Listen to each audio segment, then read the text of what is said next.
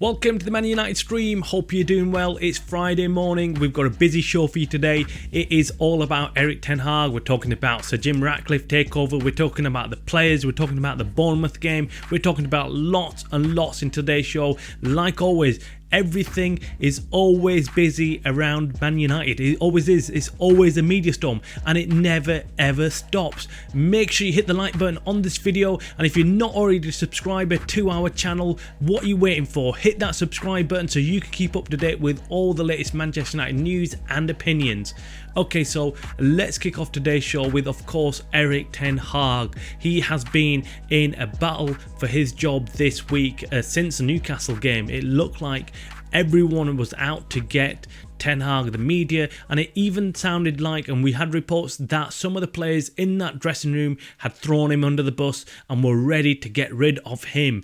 But now, since the win against Chelsea, obviously Ten Hag has come out, backed his players, backed even Rashford, which was shocking to hear, but it was really good. As a manager, that is what you want to be doing. You want to be supporting your players, at least in front of the press and the media. Behind closed doors, you do and say whatever you want with a player because you need to encourage him and make sure he plays better. Of course, we all know Rashford has not been playing well, and hopefully this time off the pitch on the sidelines might actually give him some encouragement, might actually help him see where he's going wrong and what he needs to be doing better.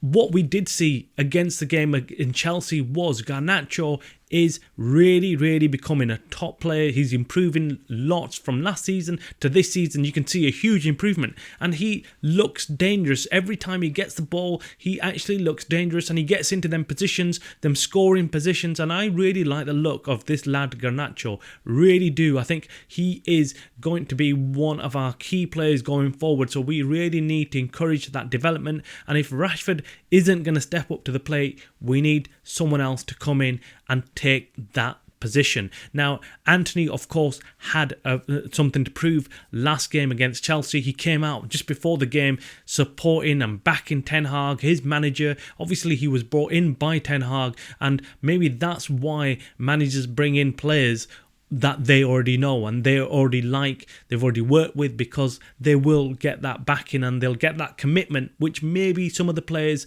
might not give if they've already been at the club and you've arrived later on. I mean, there are the players like Luke Shaw, Harry Maguire, Rashford, others as well that you could question whether they fully back Erik ten Hag or not. But on the other hand, we've got Scott McTominay, who was here before Erik ten Hag arrived, and he really does like what Erik ten Hag is doing with this club and has given his 100% backing, and Scott McTominay looks like he's really enjoying his time at United right now. In the last 24 hours, we also heard reports that there were senior players within that Man United dressing room that had already spoken to Ten Hag, were not happy with some of the things that he was doing at the club, and Erik ten Hag refused to back down and he stuck with his guns, and that's what you want to hear from a manager. You do not want the players dictating what should be going on at the club, how they should be training, how much they should be training, how much they shouldn't be training. It is ridiculous.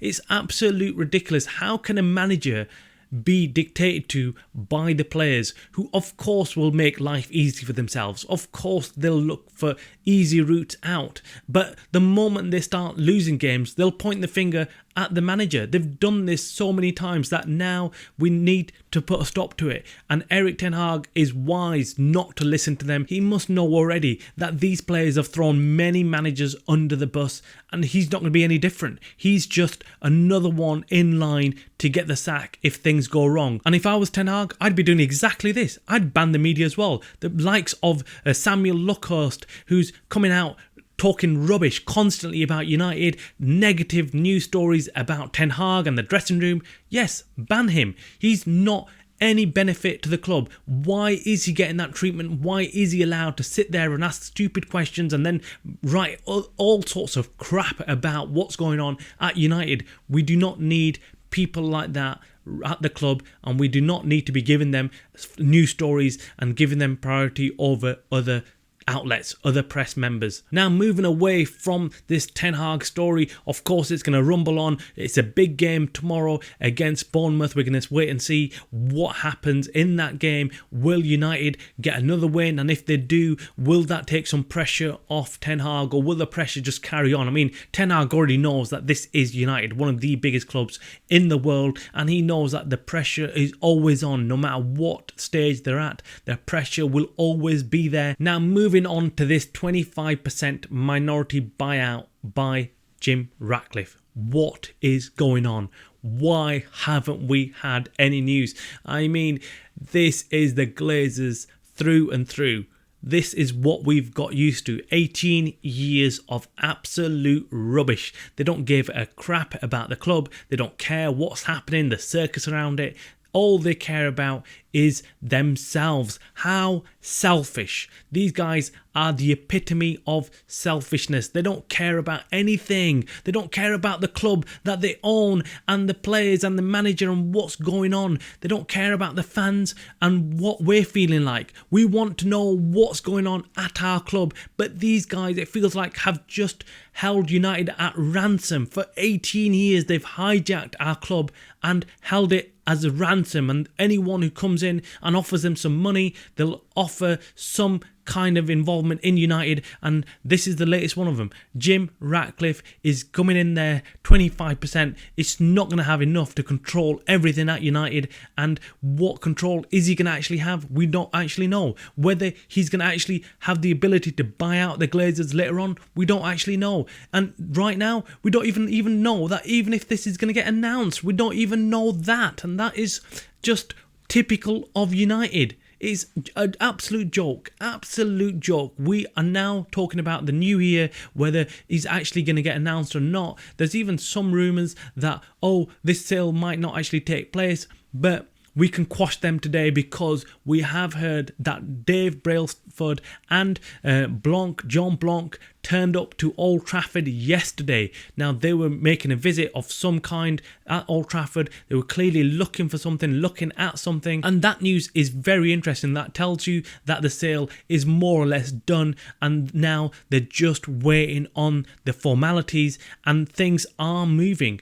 But we also heard, on the other hand, that Man United might not be buying any new players in January. I refuse to believe that. I don't believe that's true. I think Ten Hag is probably just towing the line there, just giving the news as it is, but I think they will definitely be bringing in a new centre-back in the January transfer window without a fail. I can see that happening. And also from the sources that we've spoken to at United, United are looking to sign a new striker. They are looking around in the market for a new striker. Whether they actually get one or not is another thing. I think Ten Hag is probably just tapering expectations of fans here, just saying that we're not going to go out there and buy someone, and hopefully if they do get someone, then it's a positive, and if they don't, well, at least the fans were not expecting someone to walk in there in the January transfer window. What do you think? Make sure you drop your comments below on what you think about everything that we've discussed today in terms of Ten Hag, in terms of the player power, in terms of Jim Ratcliffe taking over at this club, and in terms of the signings that we might not be or might be making